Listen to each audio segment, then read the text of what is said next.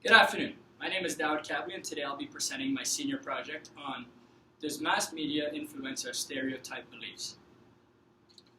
Stereotypes are part of our everyday lives. We develop them at a very young age, and we continue to use and modify them as we grow up. According to Lee, Bishard, Irie, Walt, and Carlson, in the article they wrote in 2009, a stereotype can better be described as specific beliefs or ideas of a particular group that are positively or negatively valenced to help us categorize the outside world. They are mostly generated from descriptions of an individual's physical appearance, general behaviors, personality, and sometimes things such as occupation may even play a role in this. Munoz explains in the article that he wrote in 2013 that when we are exposed to media that shows a negative light on certain stereotypes of certain ethnic groups or minorities, it can increase a person's tendency to develop the same negative judgments. However, the opposite to that claim is true as well. Exposure to positive stereotypes towards minority groups can reduce negative attitudes towards them and raise awareness that this is discrimination, which is an important issue in our society today. In this presentation, we will go over the research I did on how much of a role that television plays on affecting our outlook on certain stereotypes. Two theories that are discussed in this presentation help explain why we have certain stereotypes and help explain why we even develop some of these. These theories are the social cognitive theory and the agenda setting theory. And before I get into those two theories specifically, I just want to talk a little bit about stereotypes in mass media as a whole, just briefly. Now, as I said before, stereotypes are always incorporated into the various media streams, including television. In most cases with television, the stereotype of any main character in any setting is that they are well-liked, they're very positive, they're charismatic, and they fit the role of the ideal person in their society or setting, depending on which setting that is, relating to the specific television show. But not all of them are positive, some are negative, of course. And just an example of that, of a negative one, is what I found in an article done by Merkert in 2007, and he talks about a common misconstrued stereotype about Hispanics that he commonly found in his research of observing television shows and looking for and analyzing stereotypes. And that is that Hispanics generally have large families all living together under one roof. And they have like low-class trade jobs such as janitors, landscaping and stuff like that. And not saying that these are the actual representation of Hispanic people, but just a common stereotype that he came across in his research and that he reported in his article. So this takes us to my first point, which is the social cognitive theory and stereotypes in television shows. Well, first, what is the social cognitive theory? Lee et al. 2009 explains in his article that they wrote that the social cognitive theory explains our behaviors, attitudes, beliefs, and values are based on what we observe from social interactions, experiences, and media influences. This type of learning can be direct or indirect. Direct would obviously be the hands-on interactions between people in social settings. Indirect, a great example, is media, and more specifically television. And that's what we're going to be focusing on today. Just to clarify, another way to think about the social cognitive theory is a term that I always heard growing up, which is the term monkey see, monkey do. I don't know if you guys have ever heard that, but just basically, like you're copying somebody's behavior. Copying somebody's behavior that was positively recognized or rewarded. So, for example, if I cleaned up my room, like example I can relate to growing up was that if my brother cleaned up my room, my mom would reward him with like extra TV time or something like that. And I wouldn't be rewarded the same thing until I cleaned up my room. Therefore, I did it. I copied my brother's behavior that he was positively rewarded for, and I did the same so I could be rewarded as well.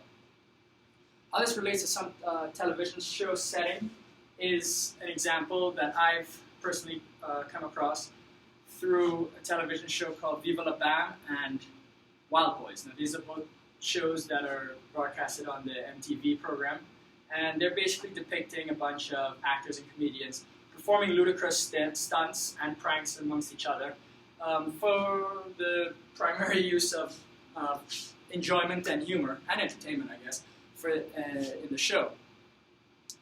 How this relates to the monkey see, monkey do, or more specifically the social cognitive theory, is that despite the countless disclaimers that the shows, put on during the show, it's claiming, warning, do not try this stunt at home or something of the sort, you still find countless teenagers and kids around the world making home videos and performing these stunts on their own and posting them to social media sites, Twitter, Facebook, Instagram, YouTube, in their hope of they're copying this behavior to basically be rewarded with likes, views, comments, retweets, etc. Hoping their video will go viral and, who knows, someday maybe famous for something. Something silly, right? Anyway, more specifically of how another example, social cognitive theory and stereotypes are related with television, is in an article written by Goodall in 2012 that I came across, and she brings up the term knowledge diaspora. I'm not sure if I'm pronouncing that correctly, but essentially it means that when you do not have personal contact with a certain group or a cultural group, you make your assumptions about this group or stereotype them basically through what you see on television. And the example she brings up is the role of women in Asia and in their society there. Now, there's been an increase in consumption of Western television shows and television media across there, and here in the Western world, they are more represented in society. They have more value in society, etc. So when women, compared to women in Asia, so when women in Asia view these programs and stuff like that, they try to copy the same things and try to fight for the same roles and try to essentially bring their value higher. And they're getting this strictly through their consumption of Western media and television shows. This takes us to our next point, which is the agenda-setting theory in media and stereotypes. Now, what exactly is the agenda-setting theory? Just to briefly describe it, it is the assertion that media is not always giving the entire picture or topic of concern. Rather, they give the information they want the reader or viewer to know. Another way to think about this theory is basically the media manipulating the information and providing the viewers what they want them to know or what they want them to see. This can sometimes keep the public completely in the blind about important cases or issues in society, and can allow the media to change their views and attitudes about this. And that information came from an article done by Cook and Hansen in 2008. An example of how this relates to television shows and stereotypes is how the Appalachian culture is constantly being depicted negatively or incorrectly through television. The most common word to describe an Appalachian male is the term hillbilly. This term came around in 1990 and describes a hillbilly to be a free Caucasian citizen who lives amongst the hills of the Appalachian lands, has poor communication skills, poor hygiene, wears whatever he pleases, drinks alcohol, whiskey and moonshine, and even makes his own whiskey or moonshine sometimes.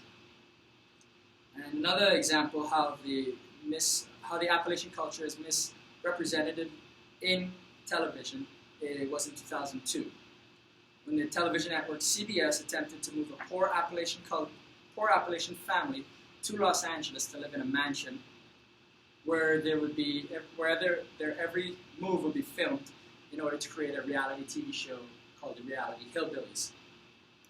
And what's ironic about this is that they even went as far as posting flyers like looking for a family with a reward if someone found a family that fits these characteristics, or to reward the actual family that volunteers to participate in this with money up to about $500,000 that they even said. And that too comes from the article done by Cook and Hansen in 2008.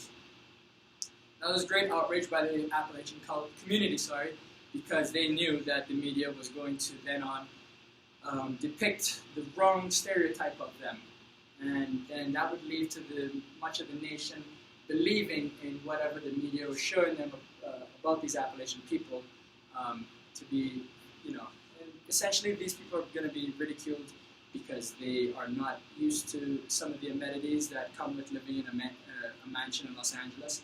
So, they're misrepresenting them and ridiculing them, all for humor and such. Essentially, these so-called planned reality shows are not actually reality shows and just representations of what the media wants us to believe. So now, I'd like to just summarize some of the information that I talked about. Like I said before, television has always had stereotypes incorporated into its various broadcasts. In mass media, they're often used for humor. The negative and false stereotypes are often used for humor, whereas in the real world, we use them to our benefit to help us organize the vast amounts of information about different groups and different cultures, and etc. This research helps us analyze the various stereotypes through two theories as well. The social cognitive theory, which basically states we make our behaviors and values and beliefs are based on direct and indirect observations of people, interactions, and even what we see on TV.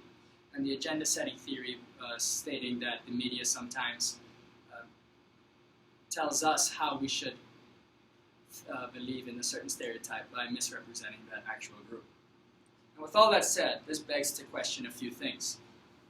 Firstly, is it a good thing that some of our attitudes, values, beliefs are based on the result of what we see on television? Is it right that media uses agenda setting theory to show us what they want to show us rather than actually show us the correct representation of different cultures? And finally, if television networks continue to make shows that have negative stereotypes of people and minorities, then how can we prevent ourselves from developing the same negative judgments that they're showing? The answer to this is called media literacy. And this comes from an article done by Goodall in 2012. And it states that media literacy is a tool that we can use to correctly interpret the messages that we're consuming through television. And essentially, to have good or active media literacy, as she calls it, is that we have to carefully analyze whatever we watch. We must question the facts that they present to us on television. We cannot just assume that everything they tell us is true. So when we see a particular television show depicting a certain culture or something, we cannot just assume that right off the bat that's correct. We must do our own research, do our own looking into to see if this is actually if it's actually correct or not, and or interpret if they're using false stereotypes for the purpose of humor, solely humor, or if they're trying to encourage us that this is how it is. For future studies, it would be interesting to research how much a social cognitive theory and agenda setting theory related to mass media and stereotypes played a role on society when television programs were first started being broadcasted. So essentially the same type of research that I did in this presentation, in this paper that I did, and you do the same thing as for when television first emerged out to the general public. Now this brings me to a couple the hypothesis and research questions that I came up with. Excuse me. Hypothesis 1. Media has a direct impact on the stereotypes we develop and believe. Hypothesis 2. Agenda setting theory in media makes us believe certain stereotypes, positive, negative, or false. Research question 1. The stereotypes that are portrayed in television shows influence how society perceives different groups. Research question 2. Is what the media showing us on television telling us how we should stereotype individuals?